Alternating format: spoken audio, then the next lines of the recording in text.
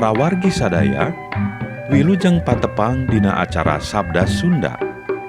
Mugia janten berkah kanggo urang sadayana.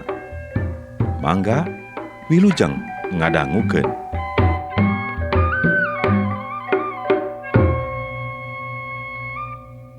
Injil Yesus Kristus numutkeun Santo Matius.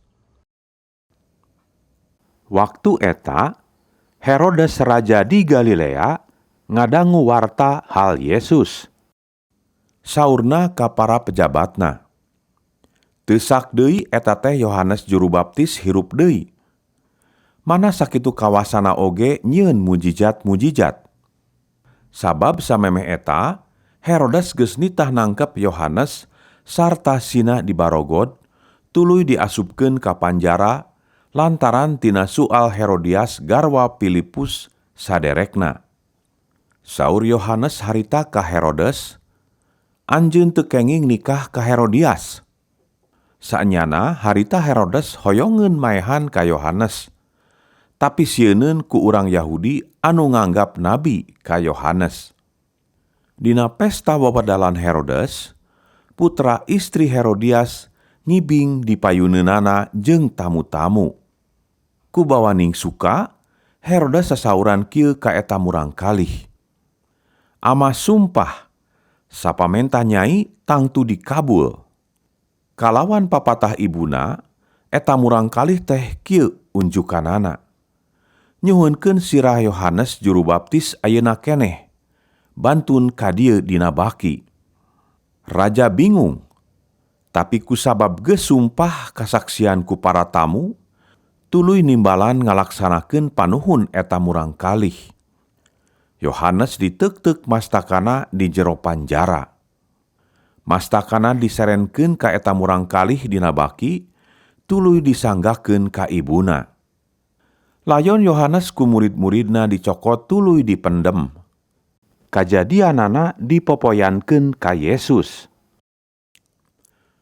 Sanggeus ngadangu warta hal Yohanes, Yesus angkat nyalira ka hiji tempat mencil kana parahu. Tapi jelema-jelema ngadarenge beja, tuluy budal nyarusul make jalan darat. Waktu lungsur tina parahu, ningali jelema sakitu reana, manah Yesus maningerik hawatoseun. Anu garering ku anjeunna tuluy dicalageurkeun. Sanggeus burit, murid-murid nyalamperkeun sarta arunjukan. Parantos burit, sareng ieu tempat teh mencil. Jalmi-jalmi sina maleser tadaeunana ka kampung-kampung. "Ulah di sina arindit," saur Yesus. "Suguh dahar kumaraneh bae saaya-aya. Kumaha da mung aya roti 5 siki sareng lauk 2 siki?" jawab murid-murid. "Bawa ka dieu," saur Yesus. Jalma rea ku anjeunna dipiwarang dariuk dina jukut. Anjeunna nyandak roti anu 5 siki jeung laukna 2 siki, tuluy tanggah muji syukur ka Allah. Rotina disemplekan, tuluy diasongkeun ka murid-murid sina dibagikeun. Jalma rea dalahar sarebeuheun.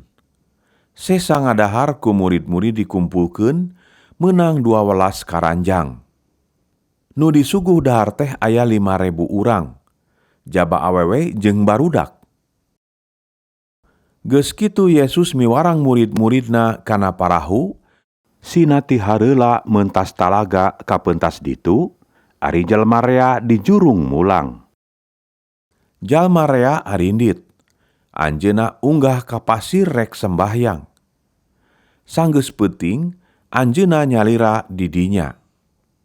Ari murid-murid geus aya di tengah talaga. Parahuna keur digubagabik ku ombak lantaran mapag angin. Antara pukul 3 janari jeung pukul 6 isuk, Yesus sumping ka murid-murid, angkatna napak kancang dina cai. Murid-muridna mani ngagarebeg seuk ting jarerit, "Jurig!" Yesus geuwat ngagentra, "Teger, kami ieu teh, ulah sarieun," ceuk Petrus. Upami anjeun leres Yesus, abdi idina nyamperkeun leumpang dina cai. "Hiap," waler Yesus. Petrus turun tina parahu, tuluy ngalengkah dina cai nyamperkeun ka anjeunna. Tapi barang aya angin ngahiuk, jadi kacida sieuneunnana, seug bae ti karelep meh laput. Petrus ngagero, "Gusti, tulungan!" Ku Yesus buru-buru dikenyang ti jero cai, tuluy dilahiran. Maneh kurang percaya. Naha asa-asa? Tuluy narae kana parahu, jep angin teh repeh. Murid-murid nyarembah ka Yesus, tuluy arunjukan. "Leres Gusti teh Putra Allah." Sanggeus narepi ka pentas tuluy haranjat di Genesaret.